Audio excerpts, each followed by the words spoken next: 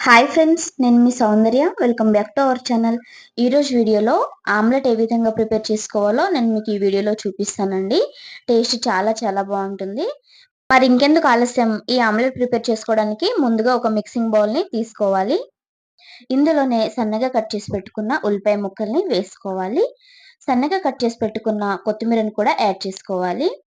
సన్నగా కట్ చేసి పెట్టుకున్న పచ్చిమిర్చిని కూడా యాడ్ చేసుకోవాలి. పచ్చిమిర్చి అనేది ఆప్షనల్ అండి. మీకు నచ్చితే వేసుకోవచ్చు, లేదా మిర్చి పౌడర్ వేసుకోవచ్చు. ఇందులోనే సన్నగా కట్ చేసి పెట్టుకున్న కరివేపాకును కూడా యాడ్ చేసుకోవాలి. కొద్దిగా గరం మసాలాని కూడా యాడ్ చేసుకోవాలి. ఇందులోనే కొద్దిగా ధనియా పౌడర్‌ని కూడా యాడ్ చేసుకోవాలి. ఇప్పుడు ఇందులో కొద్దిగా కారాన్ని అయితే యాడ్ చేసుకోవాలి. ఇక్కడ నేను ఒక టేబుల్ స్పూన్ వరకు కారాన్ని యాడ్ చేస్తున్నాను. ఇందులోనే టేస్ట్‌కి సరిపడా సాల్ట్‌ని కూడా యాడ్ చేసుకోవాలి. కొద్దిగా పసుపుని యాడ్ చేసుకోవాలి. ఈ పసుపు అనేది ఆప్షనల్ అండి. కాస్త కలర్ కోసమే. మీకు నచ్చితే వేసుకోవచ్చు, లేకపోతే లేదు. వీటిని వేసుకున్న తర్వాత ఒకసారి బాగా కలుపుకోవాలి. ఇప్పుడు ఇందులో మనము ఎగ్స్‌నైతే పగలగొట్టి వేసుకోవాలండి. నేనైతే ఇక్కడ 3 కోడిగుడ్లను తీసుకున్నాను. మీరు మీకు వీలైనన్ని కోడిగుడ్లని తీసుకోవచ్చు. చూడండి, ఇలా ఎగ్స్‌నైతే పగలగొట్టి వేసుకోవాలండి. నేను చెప్పిన టిప్స్‌తో మీరు కనుక ఆమ్లెట్ ప్రిపేర్ చేశారనుకోండి, టేస్ట్ బావుంటుంది. దాదాపుగా అందరూ ఇలాగే చేస్తారనుకోండి. కానీ ఒక్కొక్కరు ఒక్కొక్క స్టైల్‌లో చేస్తూ ఉంటారు కదా! నా స్టైల్‌లో ఎలా చేయాలో నేను చూపించాను. ఈ విధంగా 3 కోడిగుడ్లని వేసుకున్న తర్వాత బాగా బీట్ చేసుకోవాలి. మనము ఎంత బాగా బీట్ చేస్తే మనకు మిర్చి పౌడరు, సాల్ట్ ఇవన్నీ బాగా కలుస్తాయి ఎగ్‌లో.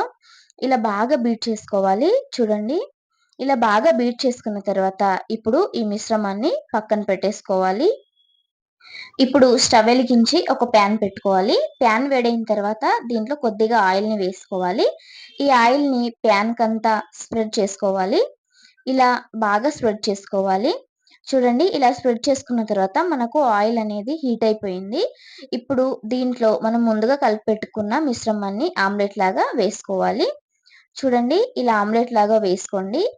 ఇలా ఆమ్లెట్ లాగా వేసుకున్న తర్వాత ఒకవైపు ఫ్రై అయిన తర్వాత మరో వైపుకి తిప్పుకోవాలి.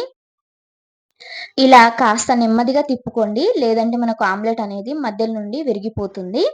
చూడండి, ఇలా బాగా తిప్పుకోవాలి. ఇలా తిప్పేసుకొని కాస్త గరిటెతోని ఈ విధంగా ప్రెస్ చేయండి.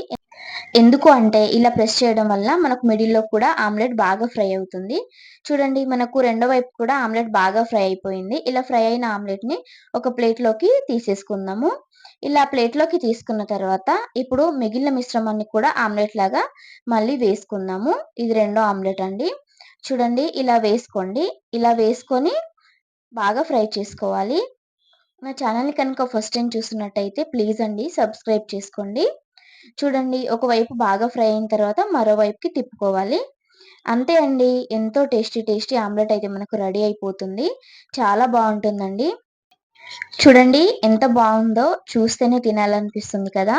ఆమ్లెట్ అంటే ఇష్టం లేని వాళ్ళు అసలు ఎవరు ఉండరు కదా! నాకైతే ఆమ్లెట్ అంటే చాలా ఇష్టమండి. మరి మీలో ఎంతమందికి ఇష్టమో కామెంట్ బాక్స్‌లో కామెంట్ చేయండి. నా స్టైల్‌లో ఆమ్లెట్ ఎలా ప్రిపేర్ చేశానో నేను మీకు చూపించాను కదా! మరి మీరెలా చేస్తారో కామెంట్ బాక్స్‌లో కామెంట్ చేయండి. నా రెసిపీ కనుక మీకు నచ్చినట్టయితే లైక్ చేయండి, షేర్ చేయండి. మరిన్ని మంచి మంచి వీడియోస్ కోసం మన ఛానల్‌ని సబ్స్క్రైబ్ చేయండి. పక్కనే ఉన్న బెల్ ఐకాన్‌ని క్లిక్ చేయండి. ఓకే ఫ్రెండ్స్, బాయ్ మరి.